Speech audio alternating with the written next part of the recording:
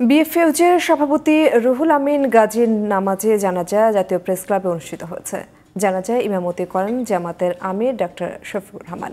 বিএনপির মহাসচিব মির্জা ফখরুল ইসলাম আলমগীর, তথ্য উপদেষ্টা নাহিদ ইসলাম সহ সাংবাদিক ও রাজনৈতিক নেতৃবৃন্দ জানাজায় অংশ নেন। রুহুল আমিন গাজীর মতো সাহসী সাংবাদিকের বিদায় গণমাধ্যম ও দেশের জন্য অপূরণীয় ক্ষতি বলে মনে করেন বিশিষ্টজনেরা। সাইফুল ইসলামের রিপোর্ট।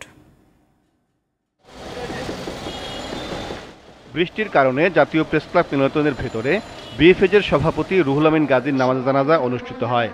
জানাজা ইমামতি করেন জামায়াতের আমির ডাক্তার শফিকুর রহমান। বিএনপি মহাসচিব মির্জা ফখরুল ইসলাম আলমগীর, তথ্য উপদেষ্টা নাহিদ ইসলাম, জাতীয় প্রেস ক্লাবের সভাপতি হাসান হাফিজ সহ সাংবাদিক ও রাজনৈতিক নেতৃবৃন্দ জানাজায় অংশ নেন।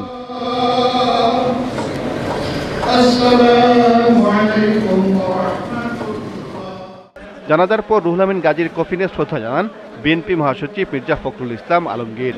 জাতীয় প্রেস ক্লাব, বিএফইউজে ও ঢাকা সাংবাদিক ইউনিয়ন সহ বিভিন্ন সংগঠনের পক্ষ থেকেও শ্রদ্ধা জানান সাংবাদিক নেতারা।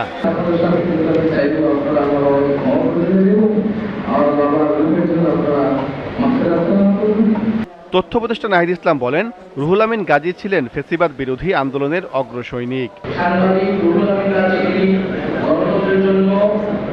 মুক্ত গণমাধ্যমের জন্য আজীবন লড়াই সংগ্রাম করে গিয়েছেন।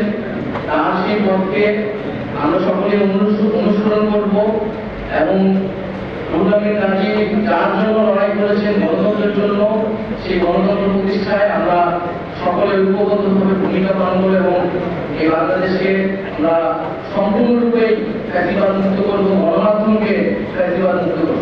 রুহুল আমিন গাজীর জীবন ও কর্মের নানা দিক তুলে ধরেন রাজনৈতিক দলের নেতা ও সাংবাদিক নেতৃবৃন্দ।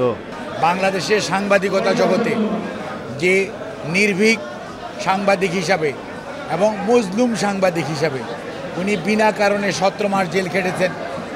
এই গত রেজিমের সময় একটা অসুস্থ মানুষ, ওনার অপারেশন হয়েছিল 2019-এ, পরবর্তীতে আবারও অপারেশন হয়েছিল।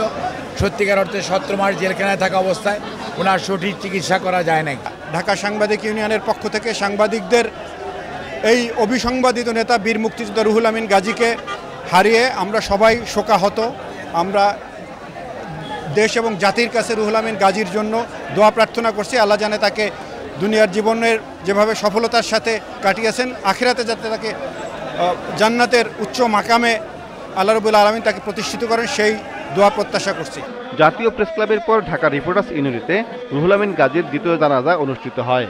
মঙ্গলবার রাত 9টায় রাজধানীর বিআরবি হাসপাতালে মারা যান তিনি। Saiful Islam, GTV news, Dhaka.